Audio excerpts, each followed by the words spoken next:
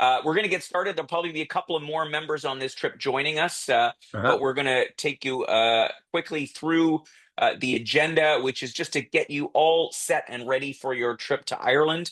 What we're going to cover today is, first of all, I'm going to formally introduce you to Paul, who is with me here live from Ireland. And he's going to be the one that's going to be hosting and guiding you around Ireland for this amazing trip. We'll talk quickly about what you need to know before the trip, what's going to happen when you arrive into Dublin. We'll touch on a few key points from the itinerary. I'm not going to go through the itinerary in any great detail, but if you have questions, this is the time to get those questions asked so that we can address them. I'm talking about questions here that are for the benefit of sort of the whole group, relating to how the trip is going to go, or anything relating to what you need and how to prepare. If you have questions specific to your booking, obviously those are best addressed to one of my team, Paula or Melody or Aura, if you have any of those kinds of questions. So without further ado, let us get started.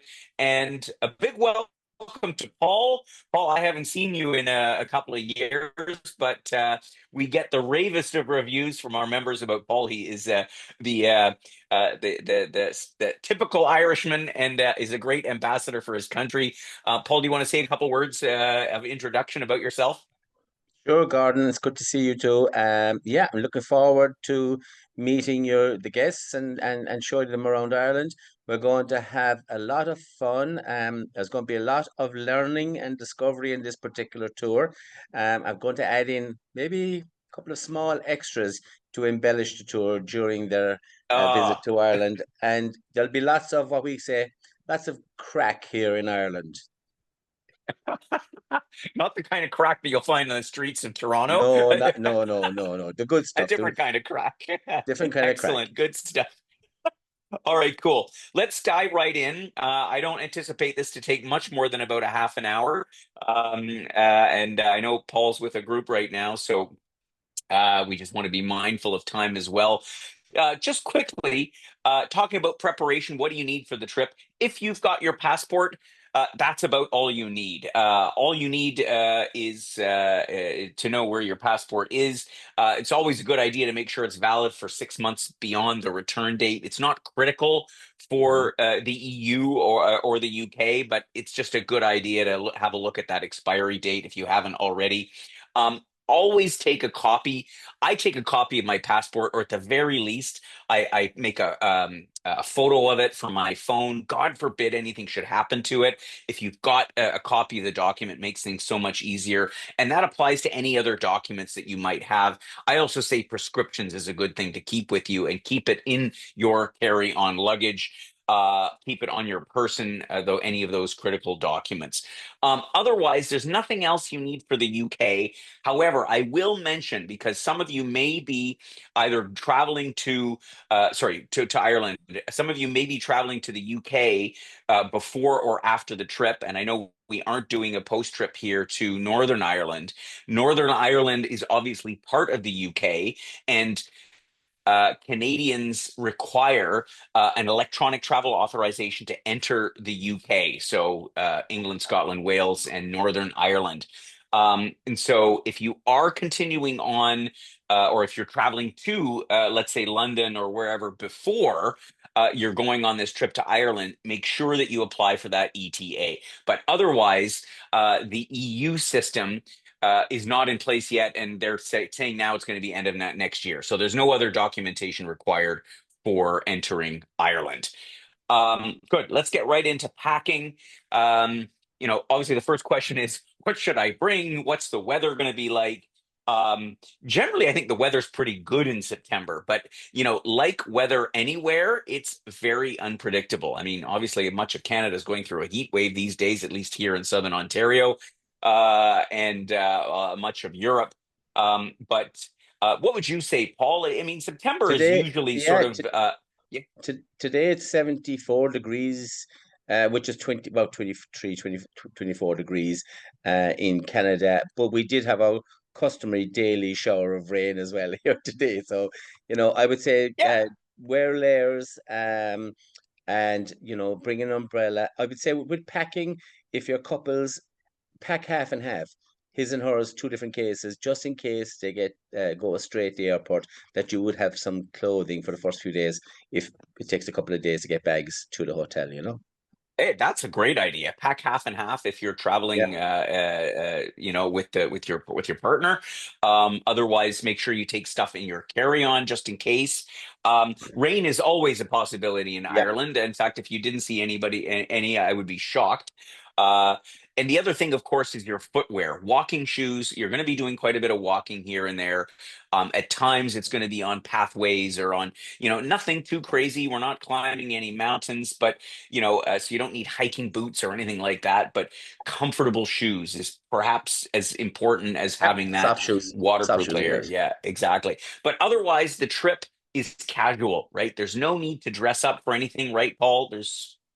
No, there's no formal dinners and casual wear throughout, and like I said again, if you have a jacket, just a windbreaker, waterproof top, it's very important. If it's raining, I'll get them in out of the rain. We'll find a church, we'll find a pub, we'll get them out of the rain.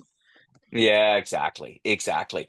And the only other thing is, keep in mind that it can be cool. So it could be just as easily warm, but it could be cool. You are going over to the Aran Islands, crossing over on the ferry, and the Aran Islands themselves are quite exposed. Good chance you'll get a good wind coming off the Atlantic Ocean. So be mindful of that as well, that you've got something to protect you a bit from the wind, and that it could be cool. Is that fair to say, Paul? Oh, for sure, yeah. Now the boat is open on top, but there is an enclosed area. They can, stay warm as Yeah. well. I always say sit Yeah. behind the wheelhouse, no breeze behind the wheelhouse. Exactly. No breeze behind the wheelhouse. But again, out on the Aran Islands, you could be quite exposed, so it could be cool. So that's important to keep in mind Yeah, for sure. as well. Yeah. Otherwise, keep in mind that in Ireland, you guys are using the electrical plugs, the same ones as the UK, right? Same as UK, 3-pin plugs, yeah, of course. The three Um, pins, so the two. Yeah. two at the bottom, one in the middle on top. And always have an adapter as well, like because your plugs are different to ours. Yeah, exactly. So that's important to have the adapter. Most of your electronic devices, because the Ireland is like the rest of Europe on 220 volts. So most of your devices are going to work on both. But if you have anything funny, like when I say funny, I shouldn't say funny. But if you carry a device with a heating element, a hair dryer, a hair The curling straightener, tongs, a curling curling tongs. iron, Yeah, yeah, those things are sometimes only good for the voltage of North America in yeah, this case. So e- 110. exactly. So if you want to take something like that, do take a look at the label and make sure, because you wouldn't want to plug that into a 220 volt outlet unless you're looking for a fireworks show. That's so be mindful of that. If you do have a device like that you want to take, you would need to get an adapter, as Paul mentioned, which actually converts. Sorry, it's a converter. It converts the voltage from 220 to Correct. 110. But otherwise, just leave it at home. It's casual. It's all right. You don't need to have your And hair most curled. It's most okay. hotels have hair dryers, they have irons, Exactly. Exactly. Umbrella, as Paul mentioned, is important as well. And yeah, I think those are the essentials. And obviously, good spirit. Let's talk about money for a second. Obviously, Ireland being part of the EU is on the euro. You could use credit cards, Paul, these days anywhere, right? I mean, everywhere. Credit cards are acceptable, but the Wise card is excellent as well. Yeah, yeah, yeah. We like the Wise card, and it's all described in your pre-trip information document. If you didn't read that already about how the Wise card works, honestly, I swear by it. Outside of Canada, it's the only thing I use. It's a prepaid debit credit card. You load it up with a bunch of money in Canadian dollars. You can switch it to 50 different currencies at the best possible rates. You can withdraw money like with an ATM card, and then you have, correct. it's a good way to also for your travel budget because you can always see what your balance is. You have an idea what you've been spending, separate from your credit card at home. But whether it's Wise or your credit card from home or even your debit card, they're ubiquitous. You can use them anywhere in Ireland. So you don't run off to the bank and try and get a bunch of euros. Canadian banks are not good with currencies like that, and they'll really hose you on the exchange rate. If you want to get a few euros for a tip for something here and there that's outside the framework, and I'll talk about tips in a second, then go and grab 100 euros from an ATM once you arrive in Dublin. But otherwise, you don't really need to carry a lot of cash. It's just not Yeah, not I'll be necessary. advising them to use mainstream banks rather than ATMs and shops as well. Yeah. Yeah, exactly. Those famous Euronet machines. We don't like those. So Paul will point you out in the right direction if you want to get some cash. There's the Wise card there if you don't already have one. A lot of our members have them. People swear by them. I think it's just it's the best thing in sliced breads in terms of currency conversion. Talking about tips and gratuities for a moment. Obviously, most of the gratuities for your trip are covered as part of the overall trip price. So that all of your drivers and well, you got Paul as the guide there. We look after him, Yeah. and so all that stuff is covered. The only thing where tips are not covered is if you like to tip the housekeeper. If you're somebody that feels that that's something you want to do, then that's at your own discretion. And similarly for the driver that picks you up at the airport, if you want to tip them, that's entirely up to you. So whenever you're out on your own, and if you're out on your own for a meal, because we do have meals that are not included because we want Yeah. you to go out and sample some Irish fare. Um, if you're at a pub or a bar, tipping isn't really expected, right, Paul? I mean, you can round No, up to the nearest. yeah, you can just round it up to the nearest. If it's €8, round it up to 10, and so on like that. Yeah. Yeah, exactly, exactly. If you're at a restaurant, though, I think it's a little more customary. You might tack on Yes, 10%. unless there's a service charge, but like it's kind of creeping up at like 10, 15, 20%. It all depends on the service. If the service is good, yeah, I would say, yeah, definitely tip. Yeah, definitely tip if the service is good. It's not like at home though. It's not in your face. And you do generally in restaurants need to let them know. I think, Paul, that's still the case in Ireland. If you want it, like if you get the bill and it's, 55 euros and you want to tip 60 or You whatever it have to is, tell them uh, you got to tell them before you give before you them pay. your card, because there's not like in Canada or in the US where you have a tipping line on the slip. They don't have that there. You got to let them know in advance, but they kind of do prefer to get tips in cash, just like anywhere. Correct. So That's correct. that's Yeah, one place where, it's good to have some fives or tens handy so you can slip the guy a note. It's a better way to go. for sure. But you won't find, like, if you go into coffee shops and stuff like that, it's not like here where every single place you go these days, they've got the machine out with 20% tip pre built on the screen. It's not Yeah, like we that in don't have Ireland. that. We don't have You that don't yet. have that. Thankfully. Thankfully. Let's hope it doesn't go that way. Um, let's talk about mobile phones, communications for a minute. Um, if you so bring your phone. It's super, and you will anyway, because let's face it, for in these days, everybody's using their phone as a camera anyway. Hmm. You can get Wi-Fi in all the hotels. You can get Wi-Fi in a lot of places. You don't really need to have a local data, but if you want to have local data, because using Google Maps to wander around on your own, or send a Telegram message to Paul, to have that extra bit of security, or to be able to send messages to folks back home, you can either use your Roam Like Home plan, which in Canada is usually around $16-17 per day. It's quite expensive.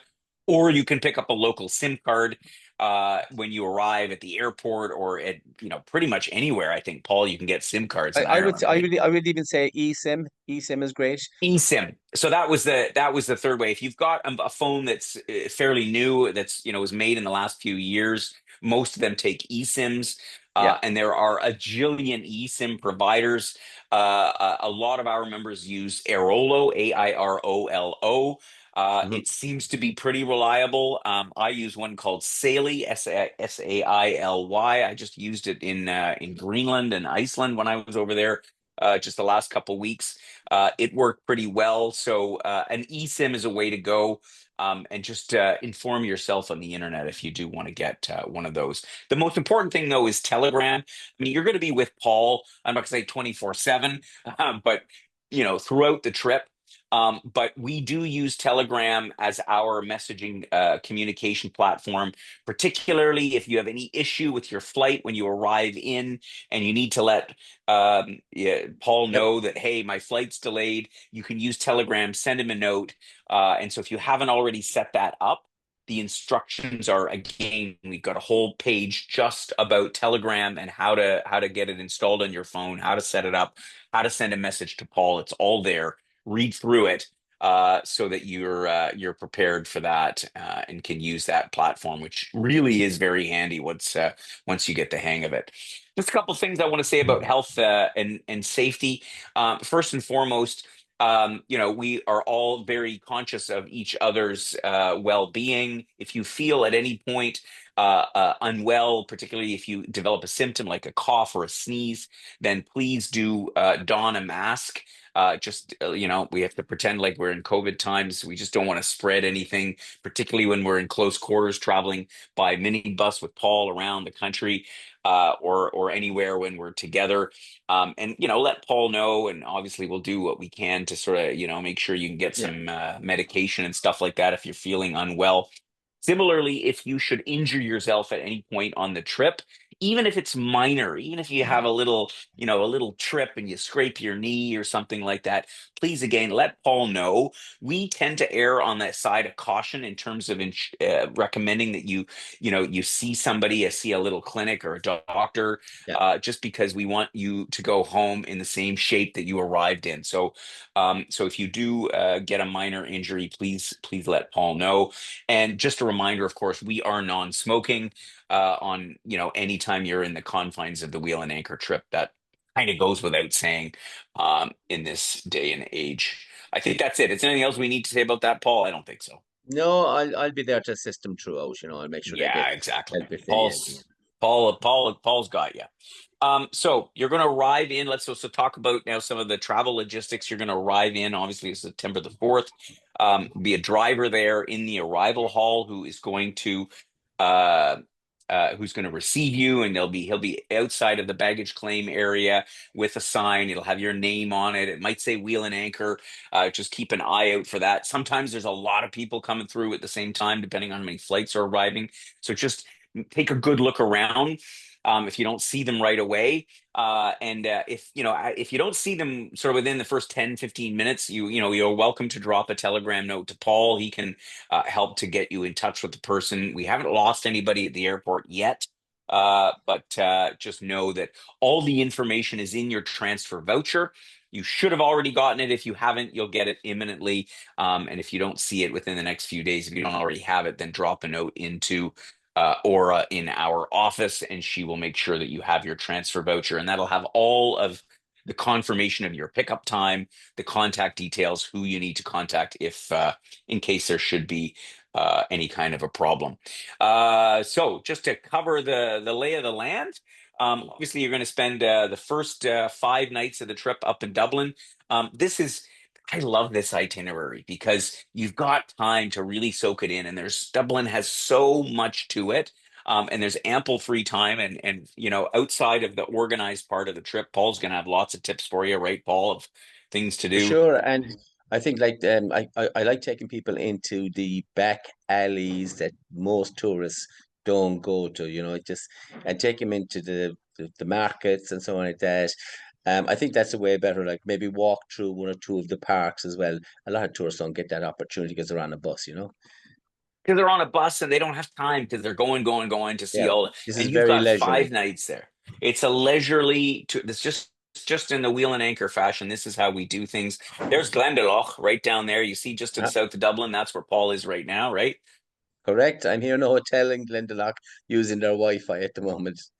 Yeah, perfect. Yeah, it's a lovely part of the countryside. So you're going to see some lovely countryside, to the south there, in and around Dublin, and out in Wicklow and Howth and so on, Yep. Malahide. So after the first 5 nights, you're going to head down via Cork and Blarney. You're going to have a chance to kiss that stone. Hopefully, you don't have a fear of heights because you do have to hang upside down. Not hang. You. It's an Live. adventure, though. I highly recommend to Yeah. do it. It's a rite of passage.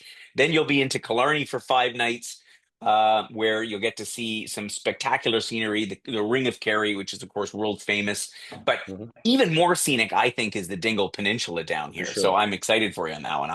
It's great, and there's a lot less tourists because that make that little circuit. So it's great, and then you'll head up, taking a little ferry. Into County Clare, and you'll get to see the cliffs of Moher, spectacular sea cliffs, and the Aran Islands. This trip really has everything I think that you could. And the sheepdogs would be great as well. I'm a sheepdog geek fan as well. Sheepdogs.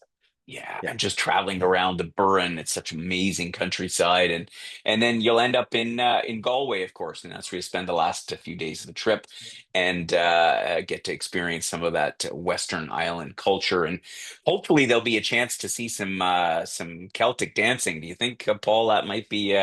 I think we can organise it when we're down in Kerry. I think we're going to into a nice can see a nice show down there. I think Yeah, we're going to do that on the first night. We have something planned for the first night, changed from last year. So we're going to yeah, have them in the Belvedere for welcome dinner and dancing. So it'll be fantastic. it'll be fantastic. You're gonna have so much fun. They You're gonna may have even so see me much up on fun. stage. Okay, well then, okay, if anybody sees Paul on stage, please take pictures because so yeah, anyway, as I say, I'm not going to go through it in any more detail than that. If you have specific questions at all, Paul, is there anything that you wanted to mention about things, or I mean, I think it's good to keep some secrets in your back pocket of things that you're going to do and Yeah, see, but look, in I terms will of be. yeah, Yeah, I'll be throwing stuff into the group. I might even set little testers for them as well, which it embellishes the tour if you send somebody to find something. You know what I mean? And I ex- find these little testers are great, and people learn a lot more from it rather than just being told. Totally, absolutely, absolutely. It's what I like to do on trips as well. When I did the Christmas markets last year in Europe, I sent them on a scavenger hunt. We had a blast looking Yeah, for all and I these know different where things. there's So, loads of restaurants, and places, they can go and take in the atmosphere. If they want to try the local cuisine, the bacon and cabbage, the Irish stew, all that kind of stuff. yeah, yeah. So you're going to get lots of chances to do that all throughout. This obviously is a picture, I think, of Beautiful Ross Blarney. It's not Castle. actually Killarney, but yeah. So yeah, the once again, the weather is could be variable, particularly out on the west coast. It could be quite changeable, but the countryside is spectacular in any weather. And yeah, you're going to have a marvelous time and checking out those cliffs of Moher up in Clare County there and finishing off in Galway, which Galway. is such a great part of Ireland. So yeah, that's it from our end. I think I've covered pretty much everything that's on my list here. If you do have any questions, please type them in the chat box now. And I'll give you a minute or so to do that. Otherwise, if anything comes up between now and the trip, obviously, please do reach out to any member of my team, and we'll make sure that we'll get your questions answered. But otherwise, I think Paul, you're going to Yeah, look forward to having a great. if they have any questions, just telegram me as well, and I'll come back to them straight away. Yeah, there you go. So that's great. So you can also send a message out to Paul. Do drop a note to him if you haven't already, and say, "Hey, I'm Suzanne, I'm John, I'm Carol from the trip," so that he knows that you're already in touch. That way, when you do arrive in, again, if you've got any kind of an issue with your arrival, then yeah, you'll be able to be in touch. I have Good. received a few. Received a few of the clients' messages, but a lot are still pretty shy. They need to get going on that. Yeah, yeah, exactly. Please do, if you haven't already, this is your reminder to drop Paul a note. Suzanne was just asking, you don't need an adapter for your usual electronics. No, you don't need an No, not adapter. at all. No. All the mobile phones these days, anything built in the last, well, 20 years, honestly, is all it's all dual voltage. So you just need the plug because again, they have the UK style of plug with the two vertical pins, and it's different than ours. So if you don't have one of those, you can even I get mine at the dollar store. But yeah, so make sure you do pop that in. And And most the bus has USB connectors, and most hotels you can charge with just a USB cable. Yeah, exactly. So don't forget your cable as well. So the phone is good, the adapter is important, and the little charging thing, and then yeah, make sure you bring your cable. I mean, you can buy them anywhere, but better bring it from home. That way, Of you course. can focus on having a good time in Ireland. Good. I don't see any other questions in here, so I trust we've got everything addressed. Thanks for joining us today, Paul. Thanks for tuning in from You're your more than welcome. group tour there in Glendalough. Much appreciated. And have a great time. Again, you've got all our contact details already. Yep. So have a blast in Ireland. I wish I could be going there myself, but again, I'm confident you're gonna have a marvelous time with Paul. We'll look All right, after him, everybody, take Gordon. We'll care. look after him well. Okay, have yourselves a great rest of the day. God bless all. Bye Okay. bye.